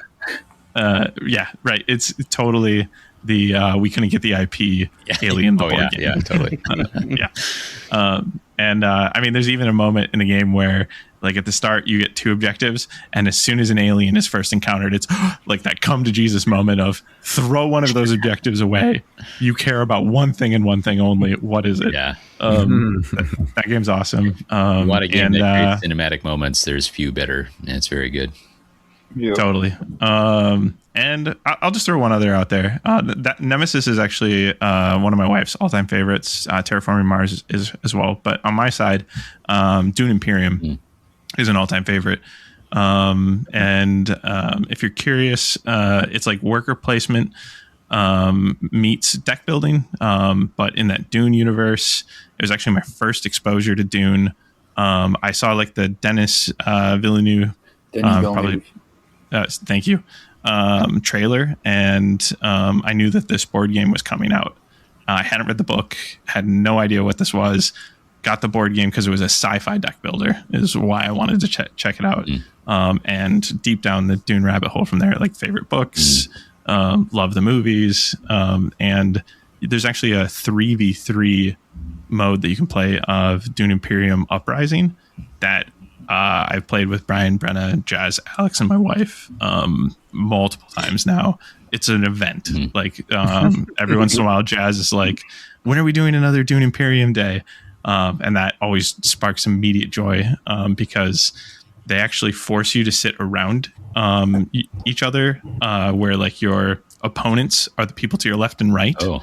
That way, if you're trying to like communicate with your team, there are people you have to talk past beyond, through. Yeah. And in the rule book, it's even like, we kind of think of this as like, there's listening devices everywhere. So it fits in narratively and it just feels great. You have to pick a team leader at the beginning of that. Love it. Yeah. That's me over here. Board gaming forever. Katie and I are actually going to Gen Con for 2 days as our first like overnight away from Kira. Great. My child. So that's a word. That's awesome. Brian. Yeah, we dressed up for that event, and Skylar dressed up as Fade Ralpha. I am sharing a picture to the group chat. That's great audio content. Yep. Love getting those pictures. Yeah. I'll share it with anybody who wants to see it. Well, just reach out. We'll see if we can put it on a drive and just put a link in the show notes or something. All right, cool. Ryan, how about game activity favorite of yours outside of Underworlds? Well, like I said, I have started organizing events for locally here in Madison for our 40K scene. There's a thriving 40K community called Tundra Tactics here in Wisconsin. And so there wasn't anybody running events locally here in Madison. So I wanted to try and pivot my TOing skills to another Warhammer community here. And so far, so good. Otherwise, we'll continue playing board games of various types because of Skylar's board game library. And then as the years go on, including the kids and incorporating all of the different parents and their kids into kind of like days where the kids are hanging out, the play date, and kind of rotating between the parents having time off while being able to hang out while the other half is my house is like split level, so there's a balcony where you can have this separation of labor where the kids are down in the yard playing and there's half of the parents up on the balcony just kind of like critiquing the parents who are on duty is kind of my pipe dream. Just kind of like having this we often speak of it takes a village to raise the kids, and so having this community of people leaning on each other to help make it through parenthood. Nice. Yeah. Zach, how about you? Also playing more board games. One I want to get back into here I haven't gotten a chance to play since having the kid is Arkham Horror. The card game specifically. The board game's fine, but the card game with the thematic and narrative experience, really hoping to get my group back together again for that. I'd also be remiss not to mention Malediction, which half of us going to Adepticon picked up, and I've been really enjoying getting into that and excited to see how that game expands too. Same. Phil, how about you? Continuing to very casually play Magic. Never not been doing that. But might lean into it a little bit more if we are not playing Underworlds as much, which admittedly, as of right now, and maybe a little peek behind the curtain, but with many folks on the pod having kids, and then Davey's kids being busier with schedules and my work schedule picking up, we really haven't even been playing Underworlds a ton. So just even trying to get back into just any amount of gaming right now would be great, at least from my perspective. I haven't touched any games really in quite a while. I've been itching. But also wanting to check out Malediction because I heard it's good. Haven't seen it from anybody yet, but as I said, haven't had time. And then outside of gaming, just in general, I've been trying to branch out a little bit more with trying to do more, I wouldn't say in depth, but just more cooking. Trying to be less like make it out of a box kind of cooking and more of like just start from scratch and try and expand my repertoire of stuff so that I'm more ready to go on a moment's notice. That's been kind of rewarding to just be like, oh, let's grab a few things and see what I can put together. That's awesome. I like that. Yeah. I think you're last here, Davey. You got other games or activities you've been enjoying? Yeah, well, for game wise, I'd like to use the opportunity to make a little more time to play some more games of Blood on the Clock Tower.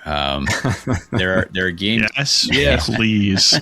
There are games that I've seen online. Hear people playing it or whatever. I'm like, that looks awesome, and it maybe doesn't quite hold up or whatever. But that's one that has, and it's a game that I've probably only played.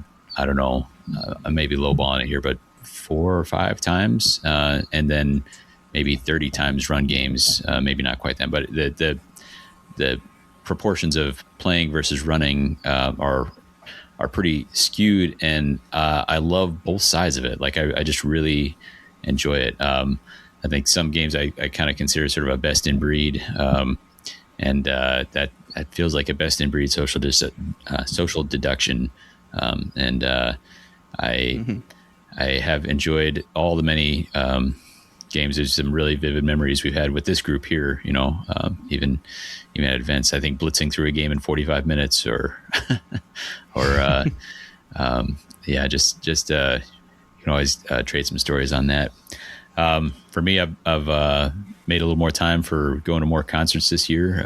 That's something I did a lot before the kids, and then as they've gotten older and can come with to more of them, or be a little more independent on their own, it's not such a big ask to step out for a show if Jess has to be on her own with them. Like they kind of manage themselves a little more now, so that's been cool.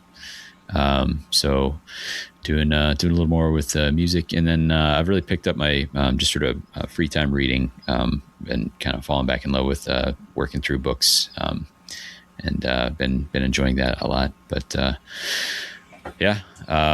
I considered, like, hey, do I want to like dabble in some of the other GW games? And I imagined like trying to paint a 40K army. Like, oh God, I don't have it in me. I can't do it. Same, brother. But yeah, like I said, it's not done playing Underworlds. We'll keep playing it, but just maybe not at that same pace, same level, same frequency. Yeah.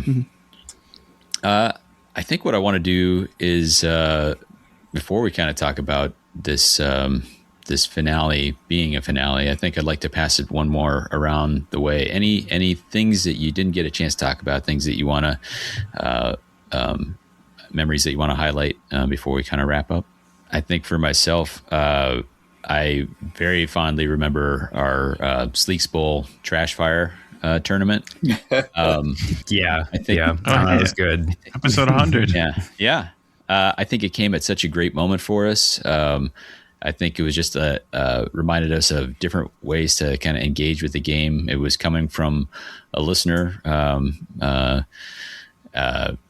obviously, both terrible and great idea at the same time. And I giggle that I got the assignment wrong and like tied my hand doubly behind my back. I loved what that did. if I think back, I think the episodes that I got the most feedback and the most like heartfelt, meaningful feedback. There was an episode that Emmett and I did with Val and Val's kid. Yeah.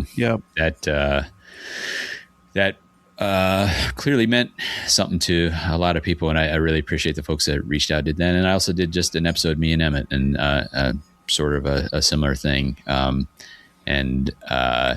It kind of shifted my perspective on what it is we do with this podcast, because there's plenty of people who are just listening for, somebody who is talking about the latest release or something like that. And that's great. That's an awesome way. There's plenty of podcasts I listen to that do that. But that was kind of a moment where I was like, oh, like some of it is bigger than just game mechanics and power levels of stuff, and about bigger things like what it means to be a person interacting with other people in this environment, and whether those other people are other parents or your own child or anything like that. So it's meaningful to me that resounded with so many people. That's great. And then finally, I do this recommended listening basically every episode. It started out as me improperly playing clips of songs I didn't have the rights to at the end of our episodes, and we found a way to do it instead, do the recommended listening. But there's a guy I knew from before, from kind of the Point Hammer days and such, but got Michael to go out to Willie Carlisle, and if I convince one person to check out any of all that great music that's out there, then that whole segment was worth it. So that was a cool thing to receive. He's like, "Hey, look what I went and saw," and it's like, "Oh, because of me?" Yeah. Like, awesome. That's great. Love to see it. So just some great experiences, memories from being part of this podcast. But yeah, once more around, anybody else? Or I will second that the recommended listenings have been really awesome. I don't know like where the sort of impetus came from of just like wanting to do it, but I think it's allowed for a very like expressive extra thing to just add on and then have this ability to sort of share music. And like, it's a small thing, but it's cool to hear about all the, deep cuts that you've got stashed away, and then be able to trade some listens. And recently I was doing something similar at work, which is kind of cool. And I think only other thing that we didn't really talk about in 199, but I just as just a fond memory, and I imagine it probably was for you too, Davey, is having other podcast people and then other just people from around the world to come on the show and talk about their experiences and talk through the game. And like some of the people that we ended up having as like kind of consistent people that we would like trade ideas with, talk to on the regular, get people to come out to, different events. And I think that maybe no more exemplary of that was Steel City Underworld guys, and the fact that they like wanted to pull us in for the undies stuff. And then having I'd kind of forgotten about this, but I was looking back through our episodes again to try and remember some stuff, and we had a rebuttal wanted to have, so he actually was like, I need to come on your show so I can like rebut your last episode, which was that's some dedicated listener engagement right there. It was pretty fun. You're talking Battle for Salvation. Yep. Nope, you're right. Yeah. So my bad. Yeah. But yeah, just some real fun times over the years, different personalities, different folks who've sort of been in and out of the game. Yeah. I think it's fair to say that this wouldn't have made it to 200 without all that engagement. Yeah, I agree. From the community. No, for sure. We're totally never been a podcast that really paid attention to listener numbers or downloads or anything like that. And the kind of the holy grail of doing something like this was just that engagement, and whether it was folks, helping out with the Patreon or helping out to send us support so we could cover Worlds, which we barely even talked about here. Like that, just that kind of outpouring of engagement and support that we got to do when we were doing that coverage, which, you know, was a big commitment. You know, like we worked hard at it, and I'm proud of what we were able to do to help the community out there and feel the love back from folks. Yeah. And for everybody who's listening to us, who gave us that support, send the same, you know, support and love over to the guys running it this year from the Agents of Sigmar. Agents of Sigmar, yeah. Hopefully that works out. Get to do that stuff over in Barcelona this year. So yeah. Last time around, you know, I just want to visit a memory for a second, that when you approached Brian and I, Phil and Davey, and Josh at the time, it was the three of us to join the cast. I remember that, like, being so outside of my realm of like possibility, like, because I was enjoying the podcast as a listener, and I remember you kind of approached us with like, we really enjoy your enthusiasm for the game, and we think that is something that like should be shared, essentially. Like, so we want to like help you broadcast, like give you an outlet for that enthusiasm, and help you find, you know, a way to talk about the game to the greater community. And at the time, my response, Brian, join in if you should say the same, but it was kind of like, oh, so we're gonna start our own thing, like I totally thought it was like building a new platform that you were gonna like help champion. And then you were like, no, like I mean, we could do that, sure, but like we'd be happy to help you with that. But I mean, I was asking if you could reinforce What the Heck's podcast, please. And that was awesome. But also, just as a listener, I was enjoying it so much that never thought I'd get the opportunity to be a part of it. Do you know which episode was your first episode? Chosen. Chosen. Oh, I don't remember number? what number. Ooh. I'm gonna Is it guess 88? Oh, so close. 88 would have been perfect for corn, but 87 was your first arrival. Oh, yeah. And Zach, how about So you? You know close. yours? Oh my gosh, we're at 200. I'm gonna guess. Oh god, 33 ago, 167. Wow, very close. Wow. 165. That was 33 Nice. ago from the last one we recorded. Yeah.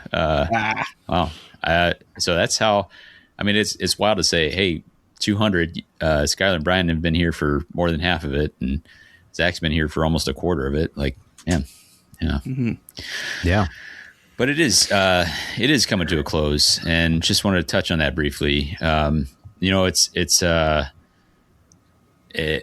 think the thing that has given me the most pause is the worry about letting people down. I get it, that if you're disappointed, you know, we would hope that us making this decision does not diminish your enjoyment of the game, does not take anything away from it for you. Like we love the game. We love you guys. That's how great. But the reality is we have, you know, 60% of us have new additions, that is making it real hard to, cut aside the time to make the kind of content that we would be proud of. I don't have new, people in the family, and, that's cool. But I've been podcasting now for, I don't know, like 10 years. Once I include the Mortal Realms time, like it's, the grind, we call it the grind jokingly, but it is real. Like there's, where we're thinking about, hey, what can we do like to make something that's engaging and interesting and all this sort of thing. And it takes a bite out of, that free time, that available time. And, I just need a break, honestly. So Yeah. Just to just thank, I think, you do the vast majority of our editing, and that is a huge time sink. And like it's, I wouldn't exactly call it hard, but it's just time consuming, and it's just, you just have to kind of chug through it. And when we're releasing episodes every 2 weeks, it means you're spending a few hours every week or two, doing some editing. And that is both appreciated that you're willing to do so much of that, but then also it's, understandable to want to have a break from that. You've been the absolute captain of the ship. You've made sure that we've made it to port every, other week. Like, that is like sheer force of will on your side, and that your audio standards are higher than Brian's are. What this podcast would be if my degenerate was the captain. A lot less bleeps. I think I'm up to 4 in this episode so far. So, I appreciate that, guys. But I'm proud of the team for, we kind of made the commitment a while back, and I could probably go back and figure out exactly when, but we're like, what I would like to do is have that listener know exactly when another episode of this is coming out, and it kind of helped us be more focused with what we created, because, for a while it was like, should really probably get another episode out, and that was its own kind of stress, being like, well, when should our next one be out? Like in a week's time, in 3 weeks time, 4, like what do we do there? So I think we were always committed to making content that we would want to listen to, that we were interested in making, and hopefully that translated to content that other people were interested in listening to. And if it did, awesome. And if it didn't, well, at least we were doing what we wanted to do. As all said, I think you can think of this like we are indefinite hiatus. Like if something were to change with our situations, there's never say never, and we may return if the time is right, if things are align how they want to. So, but it's just it's the right choice for us as a group now. I hope you as a listener can understand. And just one more time, I think from the bottom of our hearts, we really want to say thank you for listening. Thank you for supporting, however that may be, whether it's just tuning in every once in a while, whether it's listening to every single one, or supporting in whatever way you've done so. So just thanks a ton. Absolutely. Thank you all. Well, with that, we are going to say we're still going to be on our Discord. That email's still going to work if you want to reach out. whatthehexcast@gmail.com. The Mortal Realms network still goes on. That's themortalrealms.com. There's all our archive, and Mike Prime has been working his way through. It's been fun to have him pinging us. Yeah.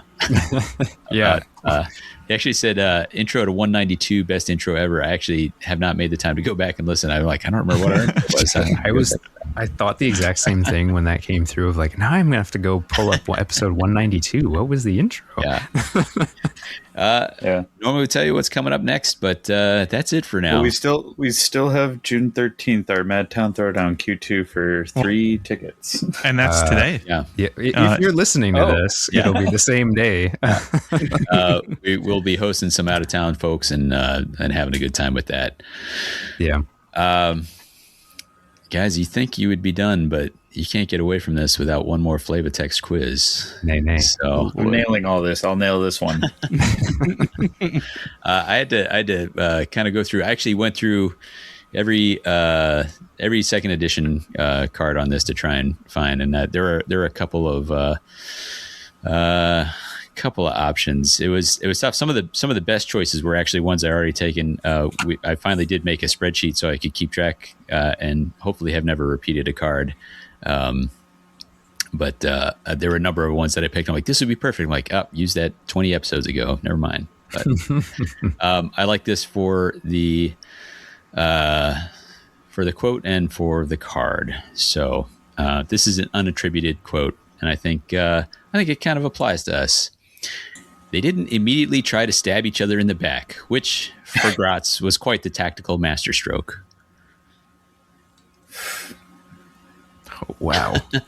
It is a ploy, is from, and it is picturing the grots pictured here are actually Noblars, if that helps.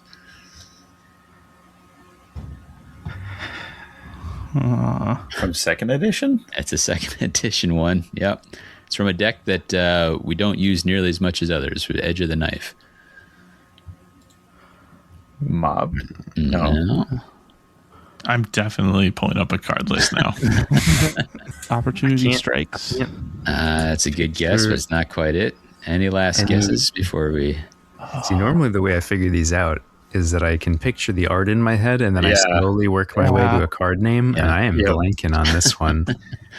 Looking at the list, I wanted to immediately shout out Power from Death. Wow. I almost tried to for that. I was like, that's a little too dark. We're not dying.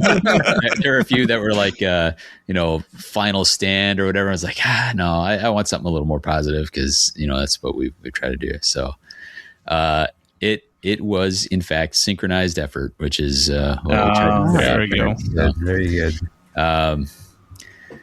And that's going to about do it. Your recommended listening for this, the final episode, is Day One by Bon Iver, featuring Flock of Dimes and Dijon. For What the Hex? This is Aaron. And I'm Steven. I'm Jeff. And I've been Michael Collin. I'm Tony. Thanks very much. This is Jonathan. This is Jeff. And I'm Eric. This is Matthew. And this is Dean. I've been Neil. I've been Clinton. I've been Matt. This is Amon. I'm Adam. And this was Matt Skulls. And I've been Max. And I'm Cameron. This is Sandro. And I'm John. And I do real crits. And I'm Benji. And I'm Zach. And I'm Tommy. And this has been Eric. I've been Aaron. And this is Matt. And I've been Ribol. Paul? This is RG. I've been Jimmy. I've been Josh.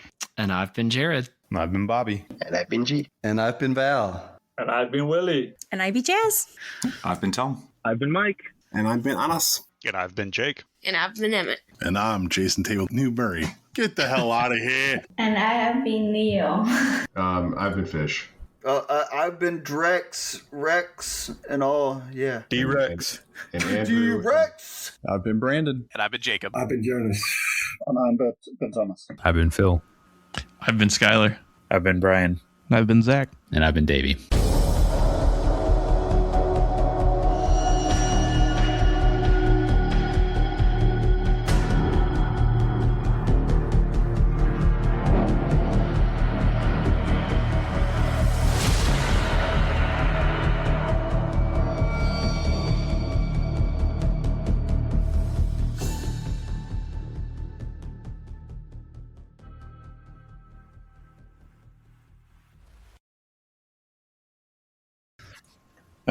Send me last. I think we are last on you. Yeah. Am I? Oh, okay. Sorry. Fun, Brian. You got it. Just a note before we get this Undies Award ad copy. This was intended to cover their best Dangle Bro of 2020. And so who actually won that award? Well, that was up to Max Bernstein. So direct all your hate mail to him when you don't have an answer at the end of this. But otherwise, please enjoy.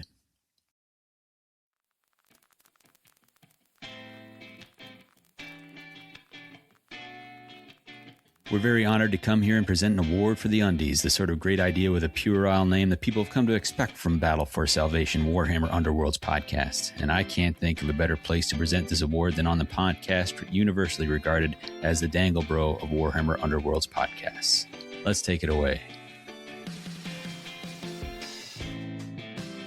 This award goes out to all those figures that can't afford to be weighed down by annoying wounds. Keep it breezy, Ushkor.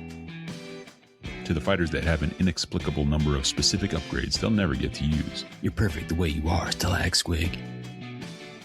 To the models that know that passion comes before fighting prowess. Look at Fly, Redcap. To the warriors who are featured on objective cards they will never, ever score. Your Khorne's champion in my heart, Targor. To the fighters with corner case rules that no one is ever going to remember. Sorry about that, Master Talon.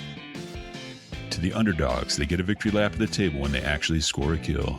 You did it, Turash.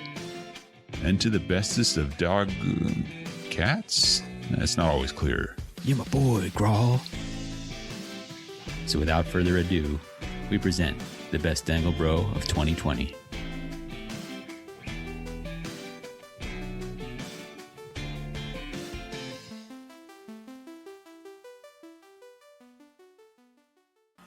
My wife is in the living room upstairs, just texted, "You're podcasting so hard, you knocked the power out." I mean, always. Yeah. I'm surprised we just don't have regular power outages in this part of Madison, just from the intensity of the podcasting happening. All right. Well, hopefully that's a one-off, because that would be a real pain.